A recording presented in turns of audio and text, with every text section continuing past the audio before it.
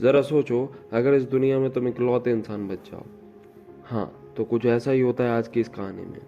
कहानी शुरू होती है पेरिस से, जहाँ एक सैम नाम का सिंगर रहता था। एक शाम वो फैनी के यहाँ गया, जो उसकी एक्स गर्लफ्रेंड थी, क्योंकि उसकी कुछ गानों की सीडी वहाँ छूट गई थी। वहाँ काफ़ी लोग थे, क्योंकि उस दिन फैनी के यहाँ पार्टी थी। लेकिन सैम को पार्टी से कोई मतलब नहीं था, और उसने सीधा फैनी से अपनी सीडी मांगी।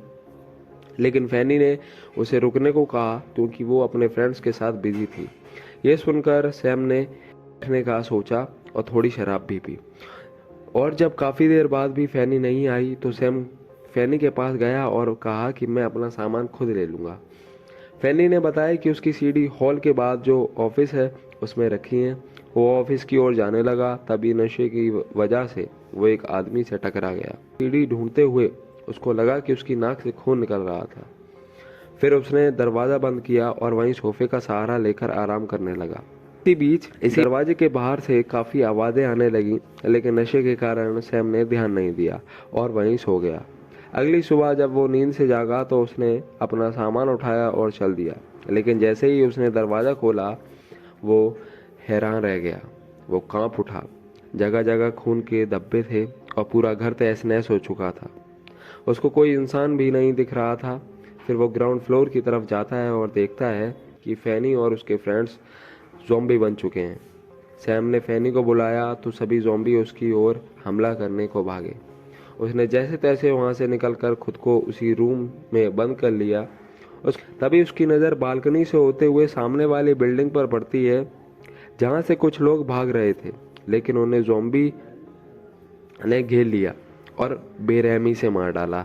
ये सब देखकर सैम डर गया और सोचने लगा कि घर से बाहर जाना मौत के पास जाना है। आखिरकार उसने घर की सफाई शुरू की और फर्श पर लगे खून के दाग साफ करने लगा। तभी एक जोरदार धमाका सा हुआ और फर्श पर छेद हो गया।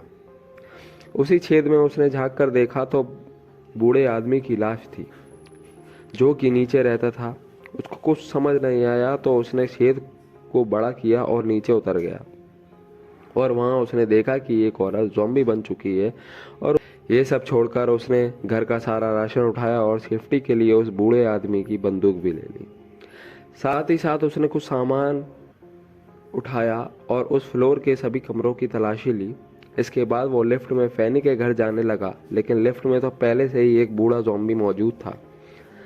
सैम को उससे खास खतरा महसूस नहीं हुआ, इसलिए उसने उसे मारा नहीं, लेकिन दरवाजे से अपनी बेल्ट बांध दी ताकि ज़ॉम्बी बाहर ना आ सके। इसी बीच पूरे पेरिस पर ज़ॉम्बी ने कब्जा कर लिया था। उन्हें हल्की सी आट मिलते ही हमला करने पहुंच जाते थे।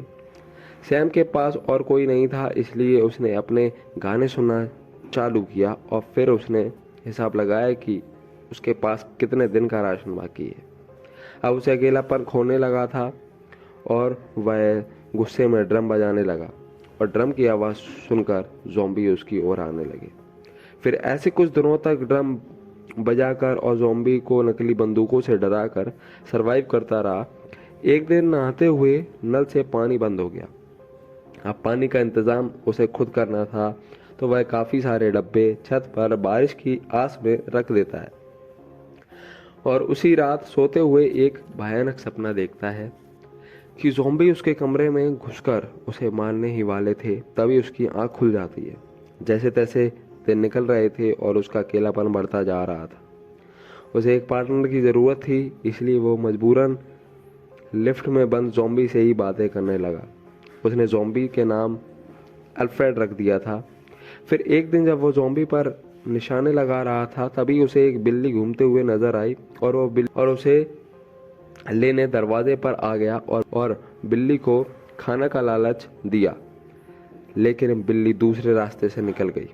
बिल्ली पकड़ने सैम बाहर की ओर भागा, लेकिन तभी काफ़ी सारे ज़ॉम्बी ने हमला बोल दिया। उसने में ऐन वक्त पर भागकर अपनी जान बचाई और घर में आ गया। उस बिल्ली की वजह से जान जाते जाते बची थी। उस बिल्ली को गोली मार दी। ज़ॉम्बी से भागते हुए उसको पैर में चोट लग गई थी और अब उसे डर था कि अगर ज़ॉम्बी ने काट लिया होगा तो जल्द ही वो भी ज़ॉम्बी बन जाएगा। कुछ देर बाद उसने देखा कि वो बिल्कुल ठीक है और उसके खुशी का ठिकाना ना रहा और ज़ोर ज़ोर से हंसने लगा। फिर कुछ महीने बीते, अब सर्दी चालू हो गई थी। उसने जैसे तैसे घर में आग जलाई और गर्म पानी से नहाया, जिससे थोड़ा ठंड से राहत मिल सके। अब अकेले रहते रहते वो पागल होने लगा और उसने शराब पीना भी स्टार्ट कर दिया। और अब वो अल्फ्रेड पर अपना गुस्सा निकालने लगा। एक दिन शाम को उसको एहसास हुआ कि उसने काफ़ी टाइम से कोई ज़ॉम्बी नहीं देखा। शहर खाली सा था। उसने ड्रम बजाकर चेक किया और ड्रम की आवाज़ सुनते ही काफ़ी सारे ज़ॉम्बी उसकी ओर बढ़ते दिखाई दिए। और फिर भी सैम पागलों की तरह ड्रम बजाता रहा। फिर वो रात को जब सो रहा था, तभी अचानक बाहर शोर हुआ और उसकी नींद खुल गई। उसने तुरंत अपनी बंदूक उठाई और दरवाजे पर गोली चलाई। फिर दरवाज़ा खोलकर देखा तो वो दंग रह गया। उसने देखा कि उसकी गोली एक लड़की को लगी, जो कि बिल्कुल सही थी और ज़ॉम्बी से बचती हुई आई थी। ये देखकर उसे बहुत पछतावा हुआ और वह उसे उठाकर अपने बेड पर ले आया और बड़े ध्यान से उसने गोली निकाली और दवाई लगाई। तभी उसकी नज़र लड़की के बैग पर गई, जिसमें एक लंबी सी रस्सी और एक हुक था। इससे उसे समझ आया कि ये लड़की हुक और रस्सी की सहायता से एक छत से दूसरी छत पर आई थी। फिर अगली सुबह उसने देखा कि वह लड़की धीरे धीरे ठीक हो रही थी और उस लड़की ने अपना नाम सारा बताया। फिर दोनों बातें करने लगे और सारा ने बताया कि उसने और भी लोगों को ज़ॉम्बी से भागते हुए देखा। फिर सैम ने बताया कि उसने यहाँ कैसे कैसे सरवाइव किया। उसके बाद सारा को उसने अल्फ्रेड से मिलाया और बताया कि कैसे अल्फ्रेड से बातें करते करते अकेलेपन दूर करता था। धीरे धीरे समय निकला और सैम और सारा एक साथ समय बिताने लगे और एक दूसरे के सुख दुख बांटने लगे। वो एक साथ खाना खाते और शाम को सैम अल्फ्रेड से अपने दिल की बातें करता। कुछ दिन बाद उसने राशन का हिसाब लगाया और उसे पता चला कि राशन जल्द ही ख़त्म होने वाला है। फिर वह निचले माले पर गया जहाँ काफ़ी ज़ॉम्बी थे। सैम ने दरवाजे में एक छेद करके अपनी बंदूक से सभी ज़ॉम्बीज मार गिराए। फिर उसने सारा राशन उठाया और अपने घर ले गया। लेकिन उसने देखा कि सारा वहाँ नहीं है। वो उसे ढूंढते हुए छत पर पहुंचा। उसने देखा कि सारा एक कोने में उदास बैठी थी। उसका मानना था कि यहाँ हम कब तक रह सकते हैं, हमें यहाँ से निकलना होगा। सारा ने जाने का सोच लिया था। सैम ने उसे रोकने की कोशिश की, लेकिन सारा जिद पर अड़ी रही और समझाया कि तुम भी यहाँ रहोगे तो मारे जाओगे या पागल हो जाओगे। सैम ये सब सुनकर गुस्से में आ गया और वहाँ से चला गया। बाद में उसे गलती का एहसास हुआ और वो सारा से माफ़ी मांगने गया, लेकिन उसने देखा कि सारा बेड पर मरी पड़ी है। तब उसे पता चलता है कि अभी तक सारा से जितनी भी बातें हुई वो सब उसका वहम था। असल में तो उसी दिन मर चुकी थी जिस दिन उसने उसे गोली मार दी थी। ये सब देखकर सैम घबरा उठा और उसने फिर थोड़ी हिम्मत जुटाकर लाश को सफ़ेद चादर से ढक दिया। इसके बाद सारा का बैग खुला तो उसे एक कैमरा मिला जिसमें सारा की फैमिली के साथ फ़ोटो थी।